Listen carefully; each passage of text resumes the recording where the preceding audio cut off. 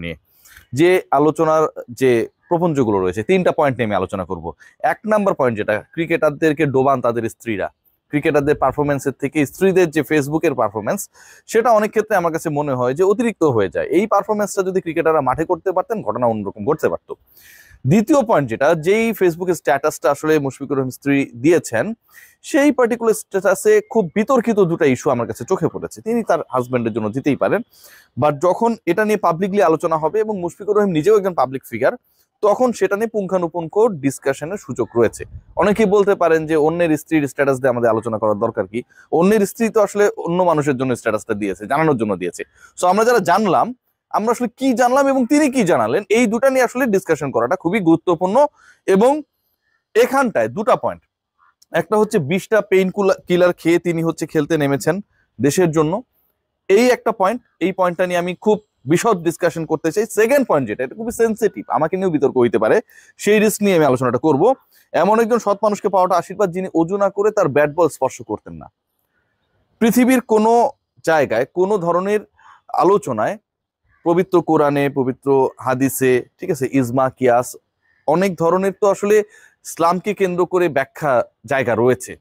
কোথাও কি কোনো খেলায় আপনি ব্যাট বল স্পর্শ করবেন সেটার জন্য অজু করা ম্যান্ডেটরি? আমরা যখন নামাজ আদায় করি, আমরা যখন সালাত আদায় করি, সালাত বেহেস্তের চাবি, সালাতের চাবি হচ্ছে অজু। ছোটবেলা থেকে আমরা জেনে এসেছি। আমি অনেক বড়, অনেক পণ্ডিত না, আমি অনেক কিছু জানি এরকমটা না, কিন্তু এই বেসিকটা জানি। সালাতের জন্য আপনি অজু করবেন, আপনি নিজেকে পরিশুদ্ধ রাখবেন, শুদ্ধ রাখবেন, সকল ধরনের নোংরামি থেকে মুক্ত রাখবেন, অফকোর্স। কিন্তু ক্রিকেট দলে এরকম একজন ক্রিকেটারকে পাওয়াটা বিশাল আশীর্বাদ, যিনি অজু না করে ব্যাট বল স্পর্শ করতেন না। যদি এরকম হয় ঘটনাটা, আমরা কি তাহলে কি মনে করছি যে এটাকে তুলনা করা হচ্ছে, নামাজের সাথে ক্রিকেট খেলাকে তুলনা করা হচ্ছে? এরকম কিন্তু মনে হতে পারে, কেউ যদি মনে করতে চায় এরকম কিন্তু মনে হতে পারে, এবং যেটা খুবই বিতর্কিত, খুবই বিতর্কিত। 5 ওয়াক্ত নামাজের জন্য আমরা অজু করি, ক্রিকেট খেলার জন্য অজু করি, এবং সেটাকে মহিমান্বিত করার চেষ্টা যদি কেউ করে, এটা খুবই বিতর্কিত। এটা আমি একদম মুসলিম হিসেবে মনে করি, আমি মনে করি এটা। আচ্ছা ধরুন, বাংলাদেশ দলে এমন একজন ক্রিকেটারকে পাওয়াটা আশীর্বাদ, যিনি অজু না করে ব্যাট বল স্পর্শ করতেন না। অন্য ক্রিকেটার যারাও সালাদ আদায় করে, যারাও নামাজ পড়ে, বাংলাদেশ দলে ম্যাক্সিমাম ক্রিকেটার তারা প্র্যাকটিসের মাঝেও হচ্ছে মাঠে দাঁড়িয়ে, তপ্ত রোদের মধ্যে দাঁড়িয়ে তারা সালাদ আদায় করে। আমি বিদেশে গিয়েছি, টাইম জোন থেকে শুরু করে সবকিছু আলাদা, সেখানটাও তারা হচ্ছে নামাজ পড়েছে, নামাজ আদায় করে। আমাদের অনলাইন প্ল্যাটফর্মগুলোতে এগুলো প্রচুর ভিডিও। এখন এই ক্রিকেটারদের তো মোস্ট অফ দেম তারা অজু না করেই ক্রিকেট খেলতে নামে। সালাদ আদায় করার জন্য তারা ডেফিনেটলি অজু করেন, কিন্তু ক্রিকেট খেলতে নামার সময় তো অজু করে না। তাহলে কি তার আশীর্বাদ না? তাহলে কি এই ক্রিকেটারদের যে ক্রিকেটের প্রতি ডেডিকেশন, সেটা কমে যায় না? আপনি যখন ধর্মীয় লাইন টেনে ওই খেলার সঙ্গে সম্পর্কিত করার চেষ্টা করবেন এবং সেটা পাবলিক প্ল্যাটফর্মে দিয়ে দেবেন, এই আলোচনাটা যখন হবে, সেটা কিন্তু আমার কাছে খুব বেশি সেন্সিটিভ এবং বিতর্কিত মনে হয়। দলে অসংখ্য ক্রিকেটার রয়েছে, আসে যায়, যারা ভিন্ন ধর্মের। আমরা লিটন কুমার দাসের কথা বলতে পারি, আমরা সৌম্য সরকারের কথা বলতে পারি, তাদের ডেডিকেশন কি কম? মানে তারা ক্রিকেটার, বাংলাদেশের নাগরিক, তারা দেশের হয়ে খেলে, তারা বাংলাদেশের হিন্দু, মুসলিম, বৌদ্ধ, খ্রিস্টান সবার প্রতিনিধিত্ব করে ওই 11 জনের হয়ে যখন মাঠে নামে। তাদের তো অজু করা তাদের লাইফে, তাদের ধর্ম অনুসারে প্রাসঙ্গিক না তাদের জন্য। তাহলে কি তারা বাংলাদেশ দলের জন্য আশীর্বাদ না?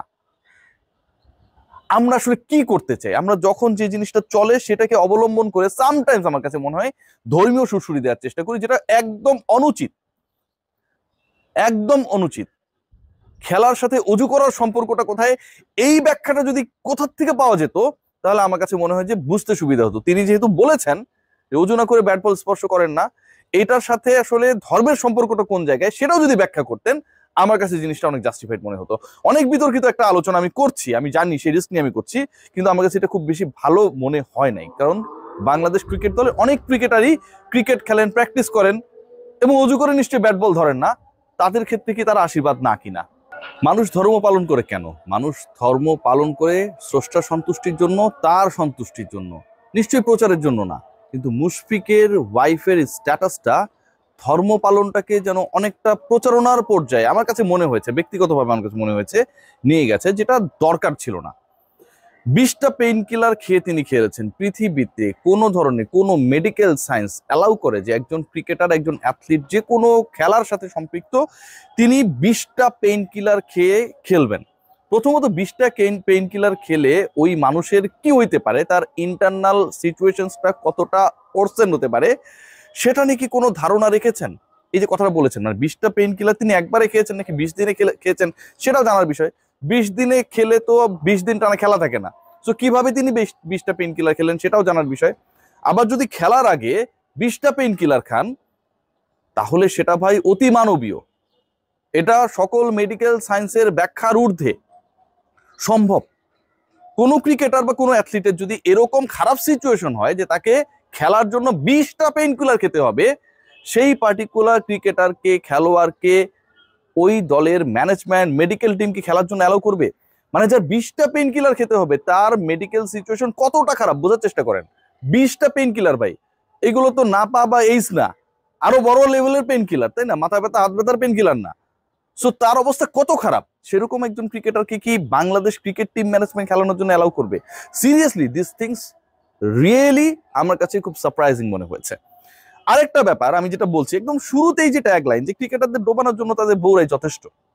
সাকিব আল হাসান, দেখুন সাকিব আল হাসান কিন্তু যে ছাত্র আন্দোলন হয়েছিল সেই আন্দোলনে পার্টিসিপেশনের না থাকার জন্য যতটুকু সমালোচিত হয়েছেন, তার থেকে যখন মানুষ মরছিল, সে যেই দলেরই হোক রে ভাই, আমরা কোনো দল করি না, ছাত্রলীগ, ছাত্র দল, জামাত শিবির, যে দলেরই হোক, ছাত্ররা, সাধারণ মানুষ তো মরছিল, কেউ না কেউ মরছিল। তো সেই সময়টায় যখন উম্মে আহমেদ শিশির ফেসবুকে স্ট্যাটাস দিলেন যে খুব দারুণ সময় তারা কাটাচ্ছেন ইউএসএ, কানাডার ওই এলাকাগুলোতে সাফারির মধ্যে, এটা কিন্তু পুরো সাকিব আল হাসানের ব্যক্তি ইমেজকে ডুবানোর জন্য যথেষ্ট ছিল। বিরাট কোহলিকে নিয়ে এত সমালোচনা হয়, এত আলোচনা হয়, আনুষ্কা শর্মাকে আমরা খুব বেশি ইনভলভ হইতে দেখি না। বিশ্ব ক্রিকেটের বড় বড় সুপারস্টারদের কথা যদি আপনারা বলেন, অথবা অন্য ফিল্ডের অ্যাথলিটদের কথা যদি বলেন, লিওনেল মেসি, ক্রিস্টিয়ানো রোনালদোর কথা আপনারা বলতে পারেন, এতটা সোচ্চার হতে দেখি না যতটা আমাদের ক্রিকেটারদের ওয়াইফেরা এত সিরিয়াস হয়ে যান।